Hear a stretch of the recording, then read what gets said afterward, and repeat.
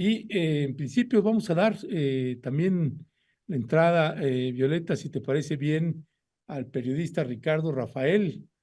Ricardo Rafael, pues es de los periodistas que junto con Luisa Cantú, pues, le dieron mucho seguimiento al caso de la liberación de Brenda Quevedo, este caso pues también emblemático en materia de injusticia y pues que finalmente se logró una liberación, aunque Isabel Miranda de Wallace pues ya anda haciendo ahí de las suyas, intentando que se revoque la liberación de Brenda Quevedo, Violeta.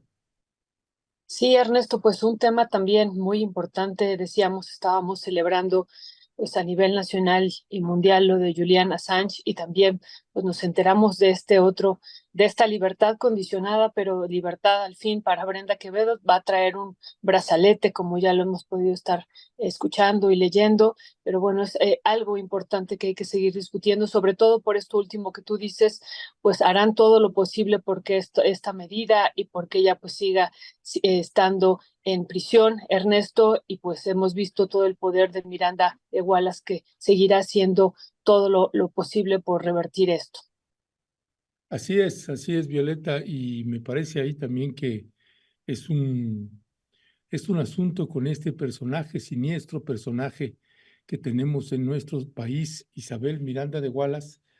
Pues precisamente en algún momento le preguntábamos en una entrevista que le hacíamos precisamente a Ricardo Rafael, pues a qué se debía que Isabel Miranda de Wallace tuviera un poder tan sexenal, porque pues desde Felipe Calderón, todo el sexenio de Peña Nieto y lo que va del sexenio de López Obrador, pues está ahí como si nada, atacando a quien ella quiere, incluyendo al ex presidente de la Suprema Corte de Justicia de la Nación, Arturo Saldívar, es decir, pues no tiene límites Isabel Miranda de Wallace y sigue sin tenerlos, pero mientras son peras y son manzanas, pues se logró la liberación de Brenda Quevedo.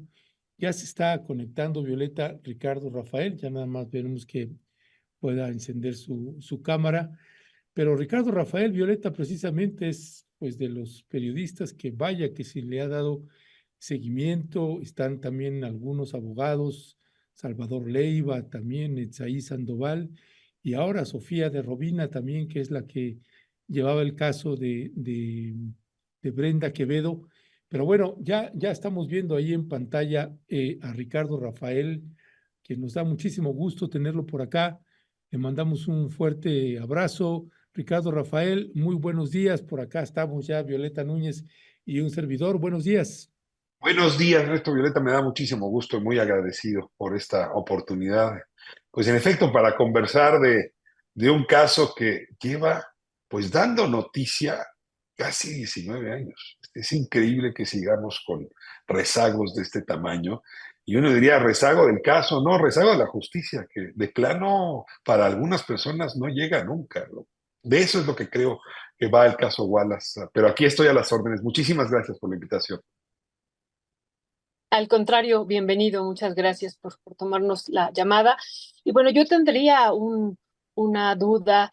Usted hace unos días publicó en Milenio un artículo bien interesante en el sentido de que, bueno, pareciera que hay un cambio de timón, incluso usted dice que hay una situación, un vuelco sorpresivo para este caso y estamos, ¿no? A nivel nacional discutiendo también el tema de la prisión preventiva oficiosa. ¿Eso es lo que hace que haya este vuelco? ¿O también estamos ante la pérdida del poder de Miranda de Wallace? Y lo otro, si también esta pues discusión que ya también se derivó a nivel internacional de que en México pues tenemos o esta situación que se discutió en torno a que deberíamos de tener y poner atención sobre el tema de la gente que está en prisión y que no tiene sentencia y que deberían de ser liberados y liberadas. ¿Eso también influyó en esto, Ricardo Rafael? Sí, creo que es interesante como lo pone Violeta, porque la idea es que estos casos, más allá de las personas involucradas y afectadas, sirvan como una suerte de lente o de lupa o de clave para leer el conjunto del sistema, ¿no? Ayotzinapa nos ha ayudado muchísimo a entender y conocer cómo se mal persigue, ¿no? O se investiga pésimo, cómo se juzga con sesgos. Y creo que el caso Wallace, como el caso Cassés, justamente es lo que permite. Yo, tratando de responder con justeza a la pregunta, me atrevería a decir que el cambio se dio en 2019. Es decir, Mm. antes de 2019, pues solo una de las partes tuvo voz pública en medios y solo una de las partes tuvo influencia para que sus argumentos, sus razonamientos, sus acusaciones se escucharan. Me refiero a Isabel Miranda de Wallace. Entonces sí creo que hay una disminución de su poder. Yo no diría agotamiento, no diría que desapareció, pero es una disminución de su poder. Y en paralelo ocurre una cosa que se ha visto poco, pero que yo sí quiero subrayar, y ya estoy un poco adelantado el tema, el cambio de timón en la Defensoría Pública. O sea, nadie escuchaba antes hablar del Instituto Federal de Defensoría Pública. Y Netzaí Sandoval, que es un joven abogado, nombrado en ese momento por Arturo Saldívar, toma la decisión de darle relevancia. Y entre otras cosas, toma la decisión de darle relevancia con casos clave. No fue fácil convencerlo de que este era un caso clave, porque sabía que se iba a meter entre las patas de los caballos. Y le encarga la tarea a Salvador Leiva Muerto Zaragoza, que en ese momento ocupaba un cargo recién creado, que es el de la Secretaría Técnica de Lucha contra la Tortura y Tratos Inhumanos. El que ocupa hoy Sofía de Robina, justamente lo mencionaba. Es decir, ese cambio es fundamental. Y es que aquí de pronto estamos hablando de que los jueces no funcionan, como si esto hubiera el problema. A ver, el problema empieza mucho antes. Empieza cuando las personas sin recursos no tienen abogados para defenderse en un sistema muy complicado. Y el hecho de que el defensor público, la defensoría pública, preste sus servicios, iguala el terreno. Me choque la metáfora, pero se usa mucho en derecho. Iguala las armas, Violeta, en el momento de la defensa. Lo que además se añadió, y esto me parece importante, y esto se debió a la defensoría, es que como no funcionaban, como no avanzaban las cosas a nivel de la justicia nacional, pues los defensores llevaron el asunto a instancias internacionales. Entonces, de pronto, el grupo de trabajo de la ONU, convocado por la defensa de Brenda Quevedo, pues se pronunció frente al asunto, se admitió el caso de este caso, el de Brenda y el de los demás coacusados en la Comisión Interamericana de Derechos Humanos, por fin se admitió, y luego, hay que decirlo, la Comisión Nacional de Derechos Humanos emitió unas recomendaciones brutales, donde prácticamente reconoce su inocencia. Todo eso ha pasado en estas fechas. Ya lo último, que es, regresando a lo del martes, pues es a lo del lunes, es justamente la decisión del juez, por órdenes de un tribunal superior, de cambiarle la medida cautelar a Brenda. Te respondí buena parte de las preguntas, no le entré todavía, si quieres, a lo de prevención oficiosa, donde hay desde luego también un tema que discutir muy serio, pero lo único que me atrevería a decir con esto es, parte de la demagogia punitiva es quitarle a los jueces la posibilidad de decidir cuál es la mejor medida cautelar mientras alguien está en proceso.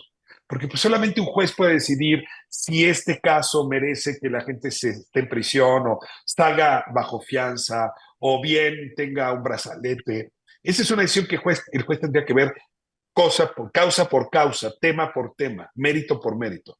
En el momento en que se impone, y sé que el término es muy pomposo, pero así se llama, prisión preventiva oficiosa, los jueces ya no tendrían o no tienen la posibilidad de interpretar cada caso, sino si estás acusado de delincuencia organizada, forzosamente vas a la cárcel. Si estás acusado de secuestro, forzosamente a la cárcel, independientemente que haya sido juzgado o no. Y el problema es lo que le pasó a Brenda. Como el delito por el que está acusada, aunque muy probablemente, a ver, digo 100% no lo cometió, ¿no? El problema es que como es delincuencia organizada, pues es prisión preventiva oficiosa, y por eso lleva 17 años encerrada y 15 encerrada en nuestro país. Hay que decir que 2 estuvo en Estados Unidos, 15 en nuestro país, pues precisamente por este precepto que desde mi punto de vista es injusto, porque normalmente le cae encima a la gente que no tiene posibilidades de defenderse.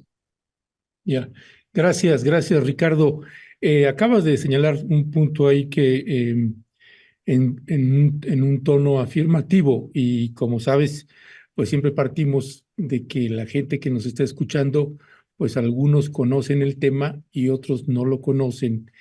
Y el hecho de poder afirmar que Brenda Quevedo es inocente, pues me gustaría que así aunque lo hayas repetido no sé cuántas veces, brevemente, por qué la afirmación tan categórica de la inocencia de Brenda Quevedo. Y el otro punto que me gustaría preguntarte es que tenemos el caso del abogado, precisamente que acabas de mencionar, Salvador Leiva, que se vio obligado a exiliarse y ahora está viviendo en otro país. Esta disminución que se puede percibir del poder de Isabel Miranda de Wallace eh, sigue, disminuyó, pero el caso sigue a tal punto que tenemos un abogado que se tuvo que ir a vivir a otro país y sigue sin poder regresar. Es decir, tratar de entender cuál es el nivel del poder que todavía tiene Isabel Miranda de Wallace desde tu punto de vista. Y eso lo señalo porque en la última entrevista o penúltima, ya no recuerdo, entrevista que te hice, en algún momento te preguntaba por qué Isabel Miranda de Wallace podía tener un poder transeccional y tú mencionabas al ejército mexicano. Cuéntame, Ricardo. A ver, déjame abordar la segunda parte muy brevemente. Le toca a Salvador dar explicaciones más puntuales de las que yo puedo dar, pero a ver, una de las maneras, el modus operandi de Isabel Miranda ha sido acusar penalmente a las personas que o bien desde el litigio, los abogados, ¿no? O bien incluso desde, como es mi caso, el periodismo, hemos llegado a la convicción de la inocencia y por lo tanto la necesidad de la defensa de las víctimas del caso Wallace, justamente quienes han sido acusados de victimarios, y yo los llamo víctimas. Antes de darte los argumentos de por qué los llamo víctimas, te diría que a Salvador lo denunciaron ante la fiscalía por su gestión como defensor. Ahora tú dirías, bueno, pues ese es un estratagema. Pues sí, pero con ese estratagema Isabel Miranda metió a la cárcel a Ámbar Treviño, que fue la primera abogada de Brenda, y de Jacobo, y de Salomón, y de Freire. La arraigaron, la acusaron de delincuencia organizada, la amenazaron con que la iban a matar. A ver, los AFIS la llevaron, ¿no? En un avión hasta Durango y llevaron los papeles mal y le dieron a entender que era para echársela, ¿no? Ivonne Mares, que fue también defensora de la Defensoría Pública, perdió su trabajo en la Defensoría justamente porque la denunciaron penalmente por una mala práctica, según ellos. Ya no les cuento el argumento de Ámbar, ¿no? Entonces, claro que Salvador teme que estas denuncias en la Fiscalía pues puedan terminar privándolo de la libertad de él también. Y sí, ni él, y lo tengo que decir, ni yo tenemos confianza plena en que la Fiscalía hoy es un ente sin corrupción y que tiene ahí gente con la que trabajó en muchas ocasiones y que le ayudó a hacer cosas muy serias y muy sucias, ahí siguen trabajando. Entonces, pues desde luego, más allá del fiscal, ese aparato es un aparato al que hay que tenerle distancia. Yo le tengo mucho más desconfianza al Ministerio Público que a los jueces. Por cierto, igual que la mayoría de los mexicanos en las encuestas, ¿no? Entonces, dicho esto, yo no llegué al caso con la convicción de que Brenda fuera inocente y que este caso fuera falso. Llevo 5 años investigándolo y es muy complicado en unos cuantos minutos dar todos los argumentos, pero lo primero que tengo que decir con toda precisión que ha sido mi periodismo, ¿no? Digamos, revisando el expediente, más de 130,000 páginas, los casos distintos que involucran el asunto Wallace, ¿no? Más de 130 entrevistas, una cobertura muy exhaustiva, hemerográfica de la prensa, la que me lleva a esta convicción de decir muy rápido, Brenda es inocente. Pero si te tuviera que sintetizar, esto te diría muy claro, ella está acusada, Isabel Miranda el lunes lo recordó, uno, porque Juana Hilda en una declaración autoinculpatoria que no ratificó ante el juez, la señaló. Segundo, porque dicen que en su computadora, en la computadora de su mamá, encontraron evidencia de las notas de rescate y las fotografías, ¿no? Y luego hay por ahí alguna otra declaración que se dio después de juicio que ha estado flotando en esta lógica. Y dicen que ella fue la que tomó las fotografías y luego arregló las fotografías de que se usaron en la nota de rescate. En realidad son esos 3 elementos. Desmantelo uno por uno. Juana Hilda está más que confirmado que habría sido coaccionada físicamente para dar esa declaración. porque no la había dado antes y porque no la ratificó, pero esto, Ernesto, porque la quisieron matar horas después de que la habían dado, justamente porque ya tenían la declaración, y entonces si la mataban, iban a permitir que esa declaración flotara y se quedara en el expediente. El tema es que no lograron matarla, mataron al chofer del automóvil de la AFI que la estaba transportando a la zona de arraigo, pero no alcanzó ella a morir en ese accidente, se dio cuenta de lo que estaba ocurriendo y de inmediato contó cómo la habían coaccionado. Y el tema de los rastros dentro de la computadora, hay un dictamen potentísimo que prueba que fueron sembradas esas fotografías y esos textos, y que fueron sembrados 1 año, 7 meses después de que fue incautada la computadora. Ese dictamen es demoledor, prueba que se fabricó, ¿no?, el asunto. Y luego, el de que Brenda habría tomado la fotografía, pues no hay manera que el teléfono que la policía dice tenía Brenda en ese entonces, que era un Motorola 300, estamos hablando de 2005, con un nivel de pixelaje chiquitito, pudiera tomar esas fotos con ese nivel de, digamos, de nitidez, sobre todo de los tatuajes de Gualberto. Son 3 fotos, pero las 2 de los tatuajes requiere una cámara súper profesional que no podía tomarse con ese teléfono que la autoridad dice tenía Brenda en ese momento.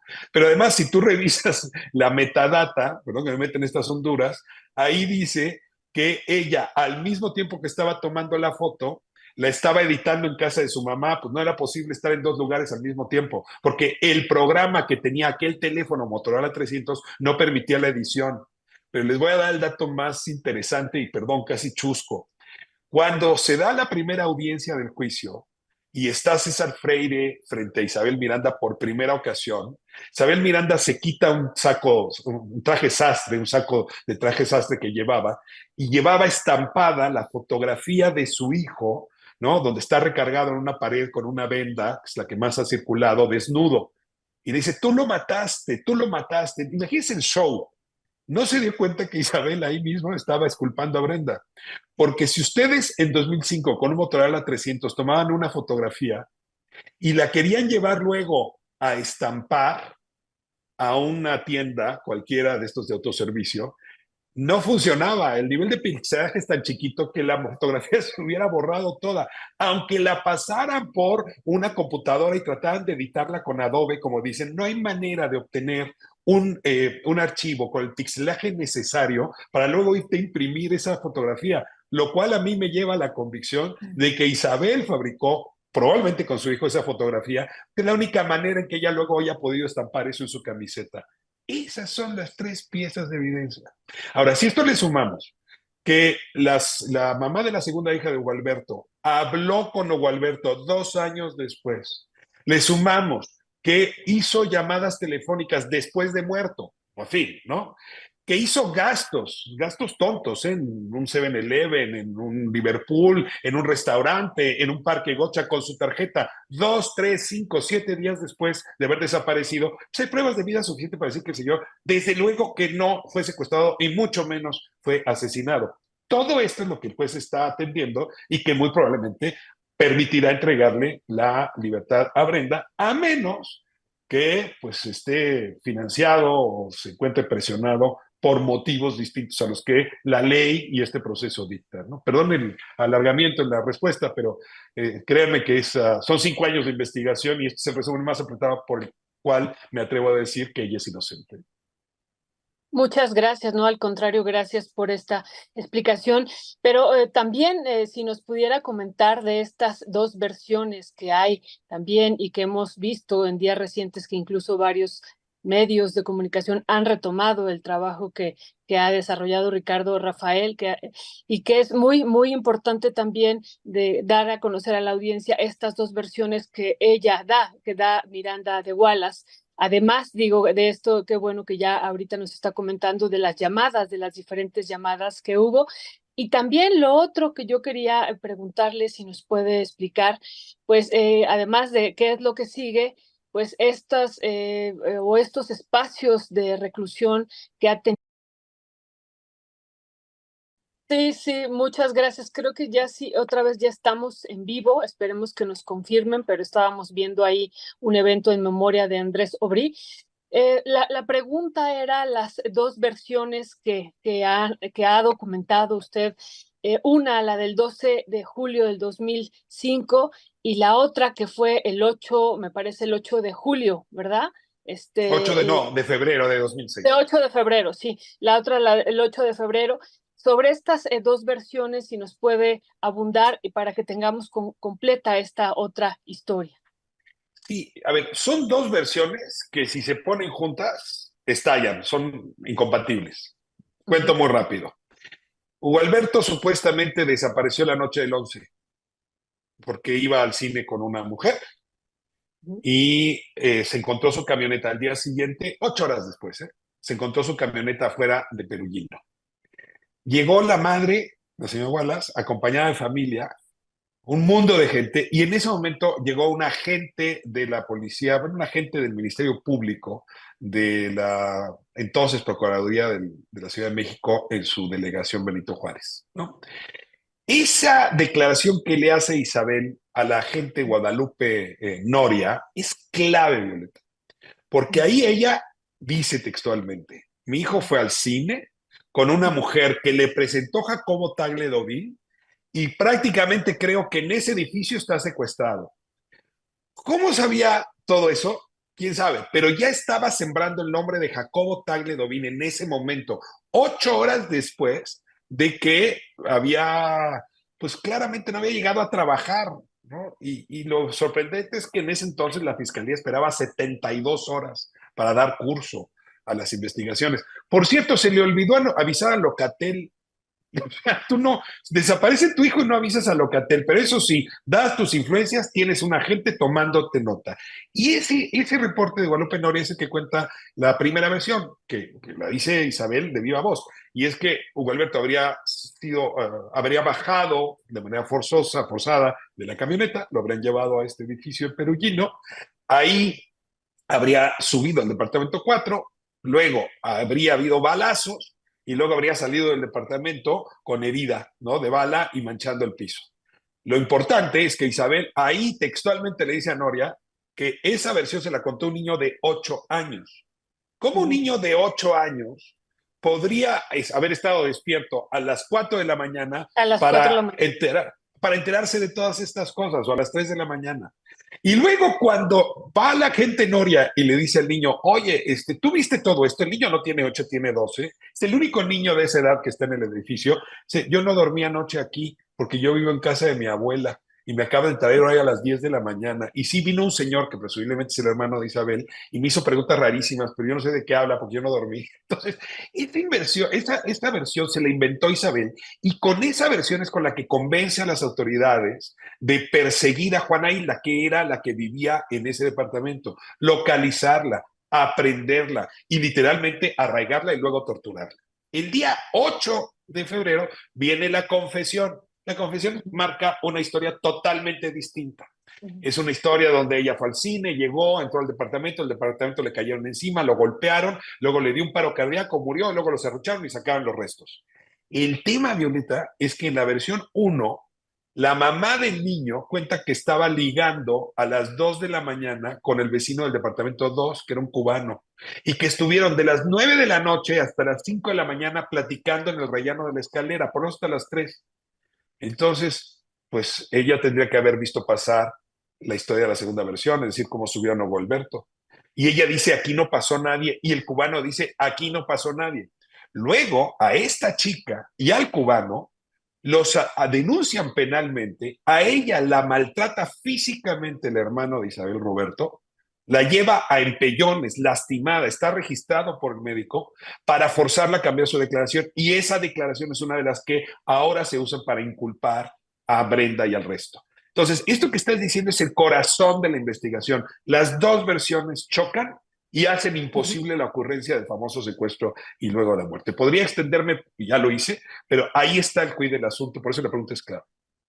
Ya, gracias, Ricardo. Ricardo, si en un recuento, también, perdón por las cuestiones de los tiempos, resumido, si tuvieras que hacer una lista de las personas involucradas con Isabel Miranda de Wallace, que implicaron pues esta prisión injusta de tantos años a Brenda Quevedo, y toda esta serie de irregularidades, ilegalidades que ameritarían también pues, una investigación judicial contra Isabel Miranda de Wallace o además contra las personas vinculadas a ellas.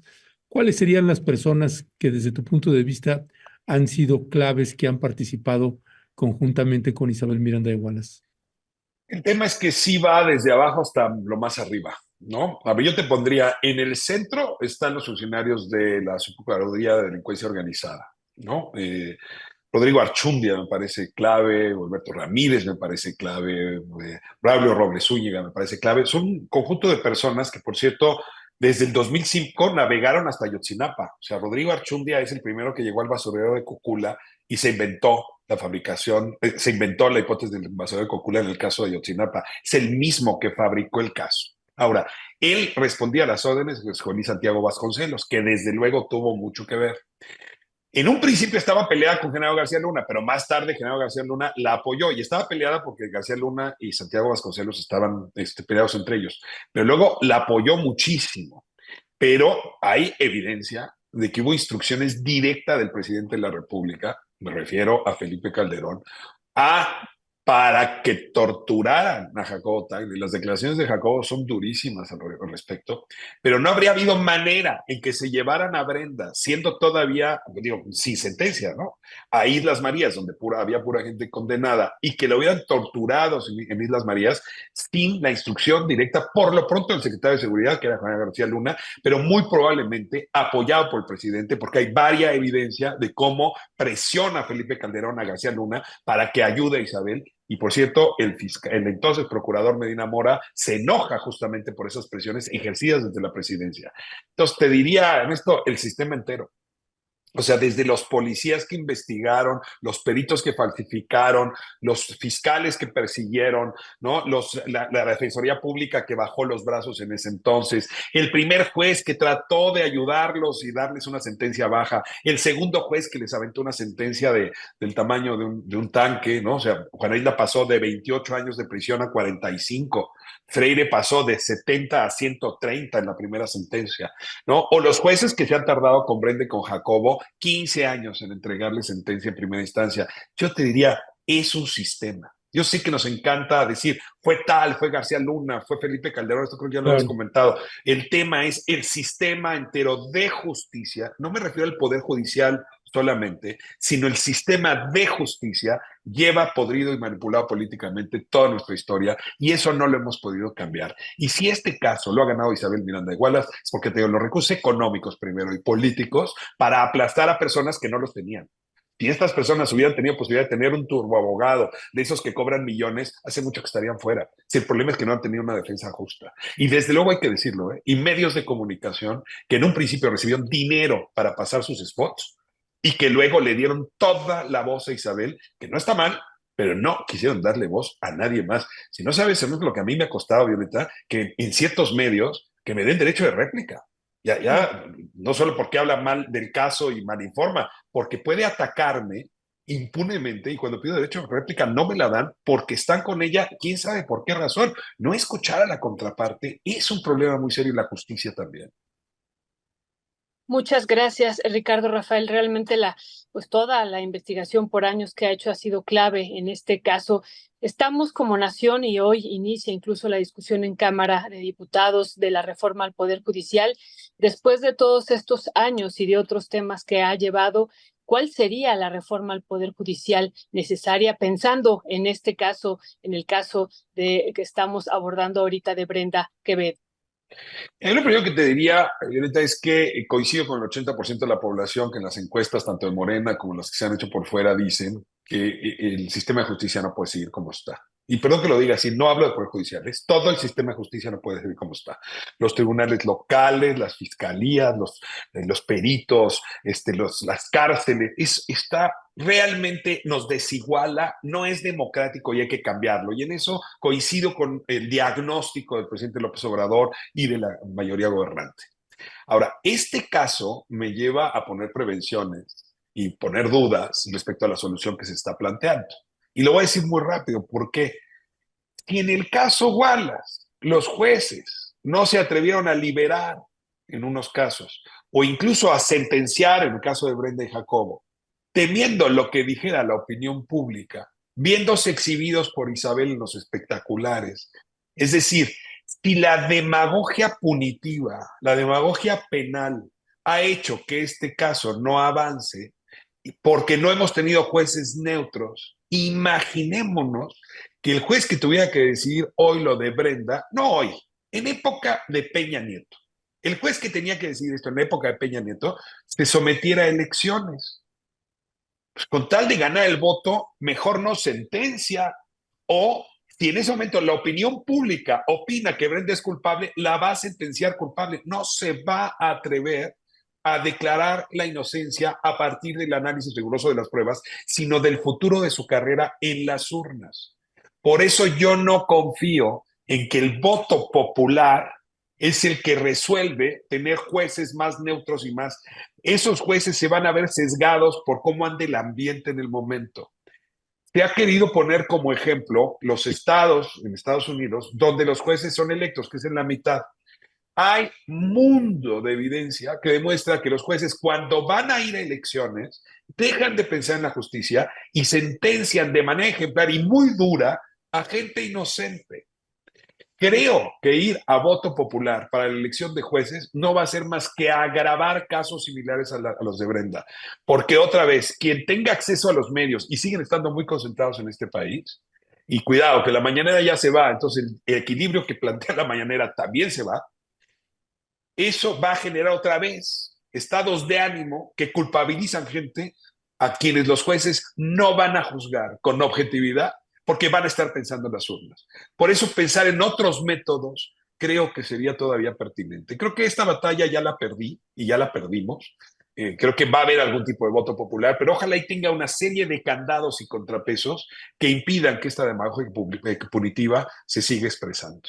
Porque pues las Isabeles Miranda, en un país como el nuestro, con las fortunas tan concentradas y el control de los medios tan fuerte, van a seguirse repitiendo.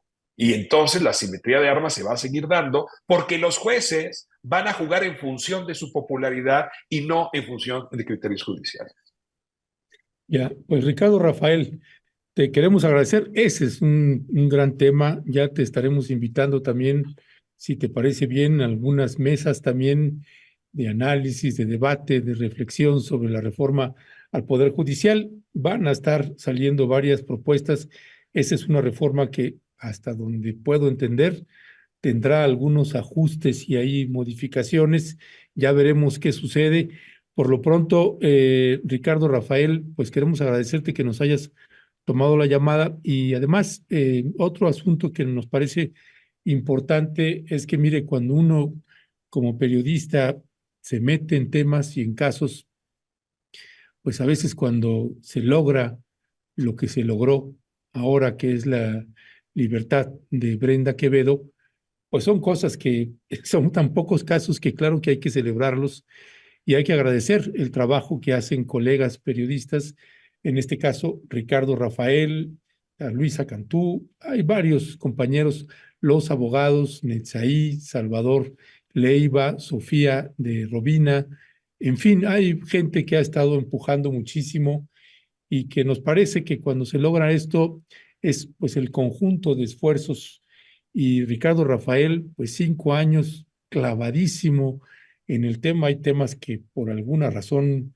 personal uno se las pesca y se queda ahí, le tocan alguna fibra y parece ser que eso es lo que logró el caso y Ricardo Rafael se clavó y ha hecho un extraordinario trabajo y queremos agradecerte y felicitarte por ese trabajo, Ricardo. Ernesto, me quedo muy conmovido con tus palabras, te agradezco mucho y pues ahora déjame regresarte el cumplido. En estos años son pocos los espacios que siguen dedicando con rigor periodístico al análisis de los asuntos que importan. Y desde luego que Rompimiento es uno de ellos. Yo la verdad es que casi ya en automático, cuando me parece que hay un tema importante, conectarme a lo que están haciendo ustedes me es clave y es orientador. Y pues te agradezco en ese sentido que también hayan prestado, Violeta, atención a este caso en todos estos tiempos. Muchas gracias por su periodismo también. Al contrario, muchas gracias por las palabras y un fuerte, fuerte abrazo y muchas felicidades. Muchísimas gracias. Hasta luego, Violeta. Hasta luego, Ernesto. Hasta luego. Gracias, Ricardo Rafael. Pues son esas noticias que es tanto, Violeta, lo que nos ha avasallado en términos informativos, que es una noticia que sentimos que todavía le ha faltado un gran reflector, la liberación de Brenda Quevedo, Violeta. Sí, Ernesto, y pues como lo has comentado, pues realmente el periodista Ricardo Rafael en este tema y en otros ha sido clave estas dos versiones que hoy nos estaba recordando y clave pues estas llamadas que se hicieron, pues varias de ellas, ¿no? Varios años después de la supuesta muerte, incluso en este caso, así es que del hijo de Miranda de Wallace, Ernesto, así es que bueno, pues muy importante lo que él ha estado haciendo. Así es, Violeta.